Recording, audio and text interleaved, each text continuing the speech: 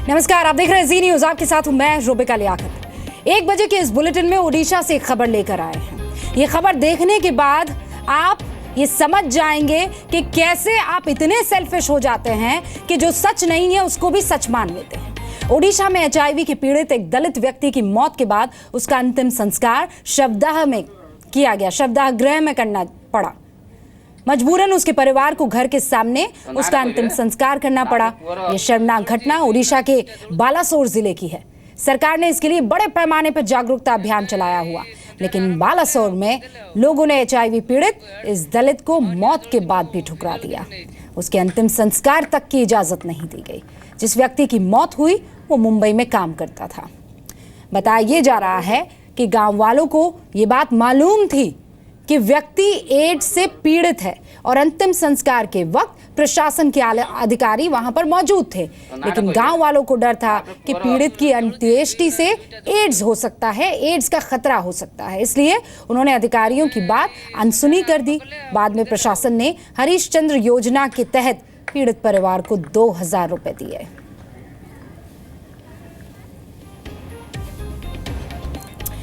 आप अपना ख्याल रखिए, कौन मना करता है, लेकिन ऐसा ख्याल मत रखिए कि इंसानियत का साथ छोड़ दें। HIV या एड्स के मरीजों के साथ भेदभाव करना और उन्हें बुनियादी अधिकारों से वंचित करना महंगा पड़ सकता है, क्योंकि सरकार ने इसके लिए कानून बनाने जा रही है, माफ कीजिएगा। एड्स मरीज को लेकर नए कानून को जल्द मंजूरी दे सकती है सरकार। HIV रोगी को रोजगार बीमा देने से मना करने पर सजा हो सकती है। HIV रोगी से भेदभाव पर 2 साल की जेल या 1 लाख रुपए का जुर्माना, इसका प्रावधान होगा। भेदभाव करने वालों के खिलाफ जांच के लिए हर राज्य में लोकपाल शिकायतों के निपटारे के लिए समय सीमा तय की जाएगी। शैक्षणिक जो संस्थान है, घर का किराया, स्वास्थ्य बीमा में समान अधिकार का प्रावधान भी इस नए कानून में दिया जा सकता है। वैसे HIV को लेकर हुई मौत पर बीजेपी ने कहा है कि प्रशासन की जानकारी में ये घटना हुई है, इसलिए जरूरत है कि लोगों को जागरूक किया जाए। सामाजिक कार्यकर्ता अरुण जैरा ने कहा है कि पूरे गांव में HIV को लेकर गलत धारणा है और प्रशासन के अधिकारी वहां मौजूद रहे, लेकिन किसी को समझाने की कोशिश नहीं की। ये बहुत दुखद घटना है, खास करके प्रशासन का जानकारी में ये घटना हुआ तो उसको रोका जा सकता था। दूसरा है कि एड्स के बारे में जितना सचेतनता होना चाहिए आज तक नहीं हुआ, इसे प्रमाणित हुआ। हम टीवी में बहुत आ रहा है, अखबार में आ रहा है, कुछ NGO भी काम करते हैं, लेकिन वो गांव तक फैला नहीं। सरकार इतना करोड़ रुपया खर्च कर रहा है एड्स को सचेतना के लिए, HIV को सचेतनता के लिए, लेकिन वो अवेयरनेस ठीक से नहीं हो पाया। इसलिए ग्रामवासी लोगों ने, गांव लोगों ने इनको इनकार कर दिया अपना गांव स्मशान के अंतिम संस्कार करने के लिए, क्योंकि वो तो छुआछूत रोग नहीं है ना, वो डिया रोग नहीं है। ये जानकारी लोगों के पास नहीं था, तब ऐसा हुआ। ये सोच रहे हो कि आप अगर ये सोच रहे हो कि गांव में थे इसीलिए शायद उनको नहीं पता होगा, तो ये गलत है, क्योंकि HIV को लेकर सिर्फ गांव में ही नहीं बल्कि शहरों में भी लोग गलत धारणाएं रखते हैं। इसे लेकर बहुत जरूरी बातें हैं, ध्यान से आप सुनिएगा। HIV संक्रमित व्यक्ति के पास रहने से संक्रमण का खतरा नहीं होता है। पसीना, थूक या छूने से HIV वायरस नहीं फैलता है।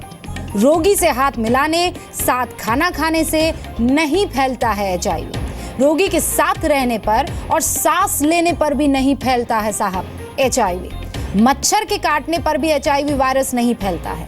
माँ को HIV है तो उसके बच्चों को संक्रमण की आशंका जरूर बढ़ जाती है, लेकिन सभी बच्चों में HIV के वायरस एक्टिव हो ऐसा नहीं है, ऐसा बिल्कुल नहीं। ये वायरस सिर्फ खून, माँ का दूध और सीमेंस जो होते हैं उनसे फैलता है।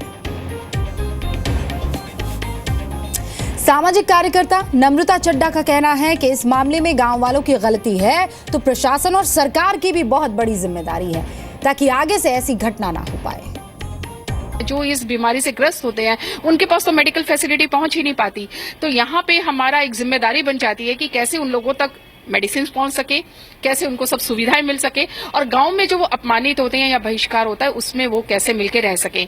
और प्रशासन की सबसे बड़ी जिम्मेदारी है, आप कलेक्टर हो, तहसीलदार हो, एडीएम हो, अगर उनकी उपस्थिति में इस तरह की घटनाएं होती हैं तो कहीं ना कहीं प्रशासन भी इसके लिए जिम्मेदार होता है कि वो ठीक से अपनी बात नहीं पहुंचा पा रहा है, और जो एड्स के रोगी हैं उनका जो ठीक से ट्रीटमेंट सम्मान के साथ, कहते हैं ना मौत भी सम्मान के साथ होनी चाहिए, उनको जो जलाना है, सुप्रीम कोर्ट तक ने ऑर्डर दिया है कि आप किसी की डेड बॉडी के संग भी अपमान नहीं कर सकते हैं, और यहाँ पे उसको जलाने नहीं दिया जा रहा है, गांव से निकाल रहे हैं। तो ये जो इनह्यूमन ट्रीटमेंट है, प्रशासन की पूरी जिम्मेदारी बनती है कि उसी गांव में उसी जगह पे उसका संस्कार कैसे हो, उपस्थिति में करें। और इस पर बातचीत करने के लिए हमारे साथ मौजूद है जी मीडिया संवाददाता देवेंद्र नाइक। देवेंद्र, ये तो पूरी कहानी हमने बता दी कि एक डेड बॉडी के साथ भी किस तरीके की नाइंसाफी देखने को मिल रही है, इंसानियत को शर्मसार किया गया है। मैं तो एक कदम आगे की सोच रही हूँ देवेंद्र, इस शख्स के परिवार वालों के साथ गांव वाले कैसा सलूक करते होंगे? उनको तो ये लगता होगा कि ये लोग भी संक्रमित हो गए हैं क्योंकि साथ रहते थे। नहीं, उनके गांव वाले को उनका सोचने का तरीका है कि शायद एड्स होने से उनका बॉडी अगर बाहर में जलाया जाए, मतलब कि उनको दाह संस्कार किया जाए तो वो संक्रमित सारे गांव में हो जाने चांस है। ये सोच के उन्होंने उनको वहां पे जलाने के लिए मना किया गांव वाले। देवेंद्र, परिवार वालों से आपकी बात हुई है? वो क्या कह रहे हैं? उनके साथ कैसा व्यवहार कर रहे हैं ये गांव वाले? उनके परिवार के उनके जो उनका जो जिनका मृत्यु हुआ है तो उनके विशेष मैंने पूछा था तो उनकी पत्नी को कहना है कि उनका एक लड़का जो करीब 2-3 साल का था, उनको भी मृत्यु हुआ है एड्स के कारण, जो उनका कहना है। तो उनको गांव में कहीं एक जगह था, वहां से आकर अलग जगह में रह कर वो छोटा सा जगह है, वहाँ पे जमीन पे वो रह रहे हैं, और गांव वाले उनके साथ तो इतना अलग से एक जगह है जहाँ पे अकेले ही रहते हैं, जहाँ अगल बगल में ज्यादा घर नहीं है, तो भी उनके साथ कैसा सलूक करते हैं उनका तो कहना है कि इतना ज्यादा मिलना जुलना नहीं है। देवेंद्र, बहुत बहुत शुक्रिया ये खबर, ये बात हमें बताने के लिए। HIV पीड़ित, उसकी डेड बॉडी के साथ तो भेदभाव हुआ ही, लेकिन खबर देवेंद्र ये बता रहे हैं कि उनके परिवार के साथ भी ऐसा ही सलूक किया जा रहा है जैसा उस पीड़ित के साथ किया जाता है। बहरहाल अगली खबर का रुख कर रहे हैं। मुंबई में 72 साल के भूपिंदर वीरा की हत्या मामले में 2 आरोपियों को गिरफ्तार किया गया है। RTI कार्यकर्ता है भूपिंदर, उनकी शनिवार रात को कलीना में हत्या कर दी गई थी। आरोपियों ने घर में घुसकर भूपिंदर को गोली मार दी थी।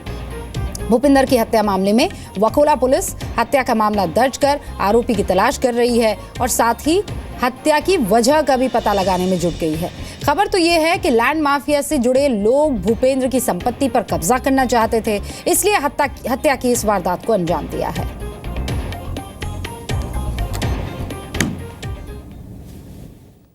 9 सवा 9 का बीच में हो गया और बच्चे लोग बॉल खेलते थे तो उन्होंने खुद ही दरवाज़ा जरा खुला रखा कि शायद बॉल अंदर आएगा ना तो बच्चे लोग भाग जाएंगे। उसका प्रवचन सुनने को उसका आदत था, रोज़ का 9 से 11 बजे तक वो प्रवचन सुनते थे और उसने भी कपड़ा चेंज करके अंदर गए और मेरा रूटीन टिफिन बिफिन बना के मेरा काम करके मैं भी बाथरूम में चले गई कपड़ा चेंज करने को। काम हो जाता है, थोड़ा पानी वानी डाल के मैं कपड़ा चेंज करने को गई।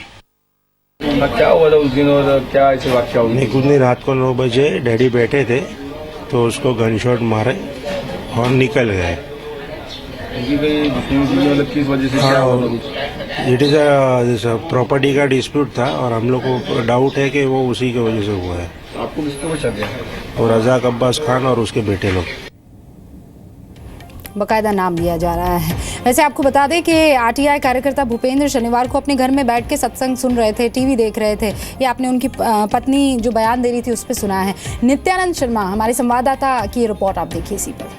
बीते शनिवार मुंबई के वाकोला इलाके में भूपेंद्र वीरा नामक शख्स की हत्या कर दी गई। हम आपको बता दें यही वो जगह है जहां भूपेंद्र टीवी देख रहे थे। बताया जा रहा है कि शनिवार को तकरीबन 9 साढ़े 9 के बीच के दरमियान की ये घटना है, क्योंकि वो 9 से लेकर 11 बजे तक टीवी पर प्रवचन देखते थे।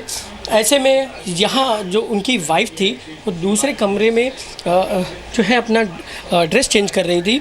यहाँ टीवी की तेज़ आवाज़ थी, बाहर बच्चे खेल रहे थे और एक हमलावर आया और उसने फ़ौरन जैसे ही वो कमरे में उसने एंट्री की, उसने भूपेंद्र वीरा पर गोली चलाई और उनके सर पर गोली लगी।